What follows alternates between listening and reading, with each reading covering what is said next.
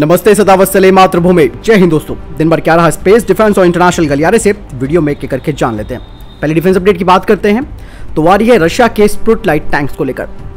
जिस तरीके से हालात बने हुए हैं एलएसी पर आप सबको मालूम ही है, और पहाड़ी इलाके में चीन का मुकाबला करना है भारत ने, और ऐसे में अब रूस निर्मित स्प्रुट SD-1 लाइट टैंक पर भारतीय सेना की नजर है और भारतीय सेना इस सिस्टम के यूजर ट्रायल्स में भी भाग लेगी। ये रूस के लिए पहली बार होगा क्योंकि किसी अन्य देश ने ऐसे उत्पाद का परीक्षण नहीं देखा है जो कि डेवलपमेंट यानी कि विकास के अधीन है।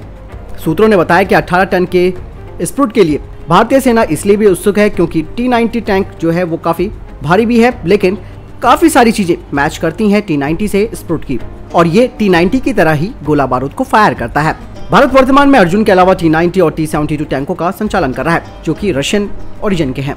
इसका मतलब ये होगा कि बख्तरबंद कोर के लिए स्प्रुट टैंक की रसद और रखरखाव यानी कि मेंटेनेंस करनी भी ज्यादा कठिन नहीं होगी। हालांकि काफी हद तक ये भी माना जाता है कि रूसी सेना ने पहले ही स्प्रुट को शामिल कर लिया है, साथ ही अभी भी ये परीक्षण के दौर से गुजर रहा है और अंतिम दौर का परीक्षण किया जाना बाकी है।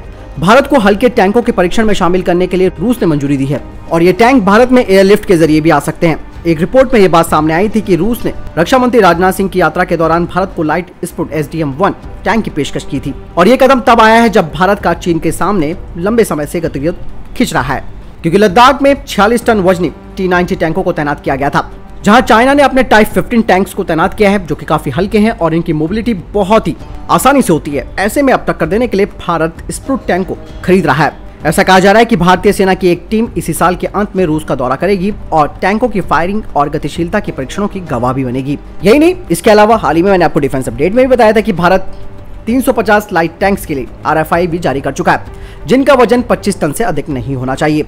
स्प्रुट SDM-1 दुनिया का एकमात्र हल्का अभयचर लड़ाकू वाहन है जिसमें कि एक मेन बैटल टैंक की तरह क्षमताएं हैं और इसमें 125 mm की बंदूक लगाई गई है। वहीं दूसरी तरफ चीन के टाइप 15 लाइट टैंक, उनमें 105 mm की मेन बंदूक है। इसके अलावा आपको बता दें कि स्प्रुट SDM-1 में गाइडेड मिसाइलों को फायर करने की क्षमता है और ये एक शक्तिशाली एम्यूनिशन सूट के साथ आता है, और इसमें 7.62 mm की रिमोट कंट्रोल मशीन गन भी लगाई गई है और 7.62 mm की कॉक्सल मशीन गन भी लगाई गई है।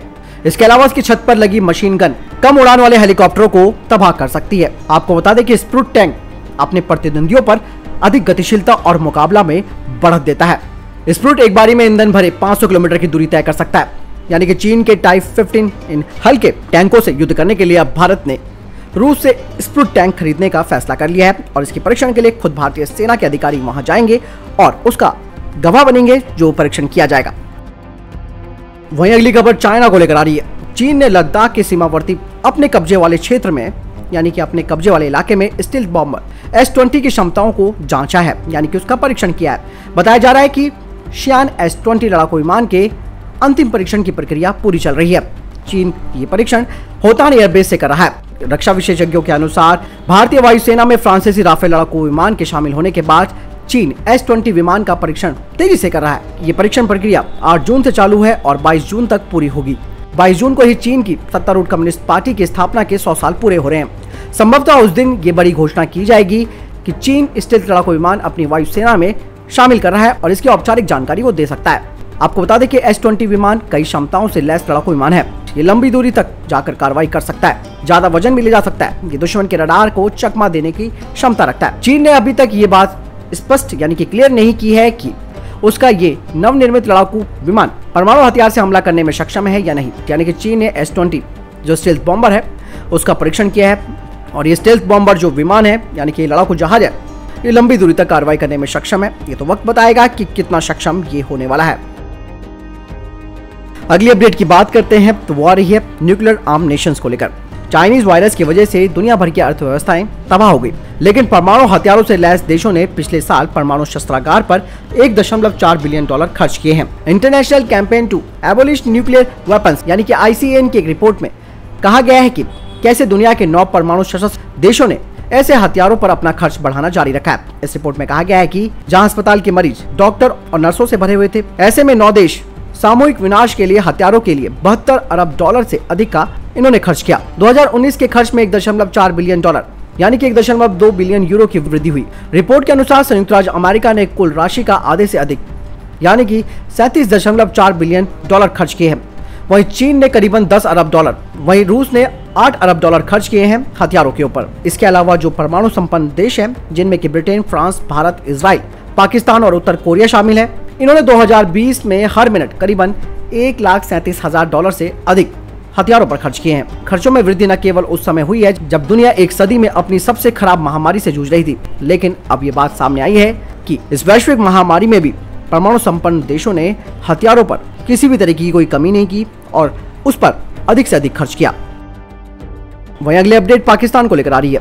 आपको बता दें कि फेसबुक ने मई 2020 में कोऑर्डिनेट इनऑथेंटिक बिहेवियर यानी कि CIB के कारण भारत विरोधी घृणा फैलाने वाले दुष्प्रचार में लिप्त टारगेट नेटवर्क को हटा दिया है। CIB की रिपोर्ट से पता चला है कि पाकिस्तान स्थित एक PR फर्म अल्फा प्रो से जुड़े पेजों ने भारत के कोरोना प्रबंधन, मुसलमानों के साथ व्यवहार की आलोचना और कश्मीर और पाकिस्तान समर्थक कमेंट्री करते हुए अंतर्राष्ट्रीय समाचार संस्थाओं के रूप में कई भारत विरोधी पोस्ट किए हैं।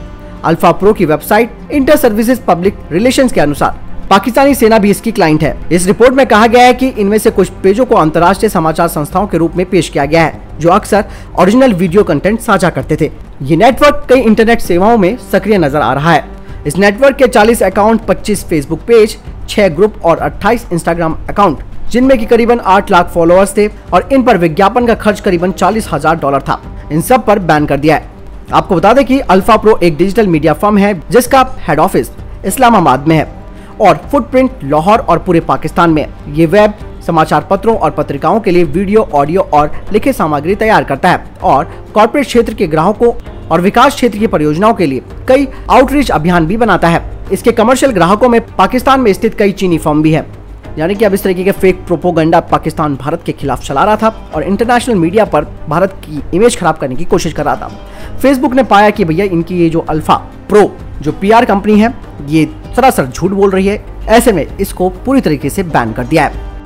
पाकिस्तान को लेकर आ रही है। दुनिया भर में अपना प्रभाव बढ़ाने का सपना देख रहा चीन अब परमाणु हथियारों के जखीरे में वृद्धि कर रहा है। पिछले साल चीन ने 30 नए परमाणु हथियार बनाए हैं। इसी तरह चीन के पास परमाणु बमों की संख्या बढ़कर 350 हो गई है। ठीक इसी दौरान आर्थिक बदहाली का सामना कर रहे पाकिस्तान ने परमाणु हथियारों पर पानी की तरह पैसा बहाया। पाकिस्तान ने पिछले साल 5 परमाणु बम तैयार किए हैं। इस तरह अब कंगाल पाकिस्तान के पास 165 परमाणु हथियार हैं। भारत ने भी दोनों को चुनौती देने के लिए पिछले साल 6 नए परमाणु बम बनाए हैं। इस तरह भारत के पास परमाणु हथियारों की संख्या बढ़कर 156 हो गई है। यानी कि यहाँ पर अभी भी पाकिस्तान भारत से आगे है परमाणु बमों के जखीरे में। हालांकि पाकिस्तान के परमाणु बम पर यकीन नहीं किया जा सकता, क्योंकि जिस तरीके से बीच में खबरें ये आई थी कि कई तरीके की प्रॉब्लमें उनके परमाणु हथियारों को हो रही हैं, जिसमें कि चीन उनकी मदद कर रहा है और चीन बकायदा कई सारे इक्विपमेंट्स इन परमाणु हथियारों को डेवलप करने के लिए कार्गो के माध्यम से या अलग अलग माध्यमों से वहां भेज रहा है, जिस पर भारत ने भी आपत्ति जताई है और इंटरनेशनल प्लेटफॉर्म पर यह बात कही है कि कितना सामान चाइना से पाकिस्तान गया है और उसमें क्या क्या ले जाया गया है और इस बात की जांच होनी चाहिए। अगली खबर भारत को लेकर। अगली खबर ड्रैगन को चुनौती देने को लेकर आ रही है। चीन ने भारत को BRI प्रोजेक्ट में शामिल होने के लिए कहा था, लेकिन भारत ने इस पर मना कर दिया और अब भारत ने अमेरिका की ओर से दी गई ग्लोबल इंफ्रास्ट्रक्चर प्रोजेक्ट यानी कि BBB पर विचार करने की बात कही है। हाल ही में G7 मीटिंग के दौरान अमेरिका के राष्ट्रपति जो बाइडेन ने बिल्ड बैक बेटर प्लान का प्रस्ताव दिया था, जिसे चीन के बेल्ट एंड रोड प्रोजेक्ट को काउंटर करने के लिए माना जा रहा है। यदि दुनिया के G7 देश इसके लिए आगे बढ़ते हैं तो एशिया से यूरोप तक के मुल्कों में चीन को एक बड़ा झटका लगेगा और इस परियोजना का जो नेतृत्व है वो दुनिया के बड़े लोकतांत्रिक देश करेंगे। इसके अलावा तकनीक और आर्थिक मदद भी इन देशों की ओर से की जाएगी। इस प्रोजेक्ट पर करीबन 40 ट्रिलियन अमेरिकी डॉलर का अनुमान है। ये परियोजना उन देशों को फोकस करेगी जो कोरोना संकट से बुरी तरह से प्रभावित हुए हैं। साथ ही इस ग्लोबल इंफ्रास्ट्रक्चर प्लान के जरिए लोकल लेवल पर बड़े पैमाने पर रोजगार के अवसर भी पैदा हो सकते हैं। भारत का कहना है कि वो इस परियोजना का अध्ययन कर रहा है और इससे जुड़ सकता है। दोस्तों, अब दुनिया भर में चीन के बेल्ट एंड रोड प्रोजेक्ट की आलोचना होनी शुरू हो गई है, क्योंकि चीन की चाल सबको समझ आ चुकी है। वो लगातार उन देशों पर कर्ज का बोझ बढ़ा रहा है जहां से ये BRI प्रोजेक्ट होकर गुजरेगा। तो ऐसे में आलोचनाएं होना उसका संभव है, लेकिन अगर भारत जुड़ जाता है इस G7 के देशों के साथ और BBB प्रोजेक्ट पर, तो ये चीन के लिए भी एक कड़ा संदेश होगा। तो दोस्तों, ये थे अभी तक के टॉप डिफेंस और स्पेस अपडेट। वीडियो के संबंध में कोई प्रश्न जवाब है, आपको कोई सवाल है, आप कमेंट सेक्शन में लिखकर जरूर पूछ सकते हैं। फिलहाल इस वीडियो के लिए इतना ही। मिलता है नई वीडियो के साथ। चैनल सब्सक्राइब करना ना भूलिएगा। जय हिंद, जय भारत।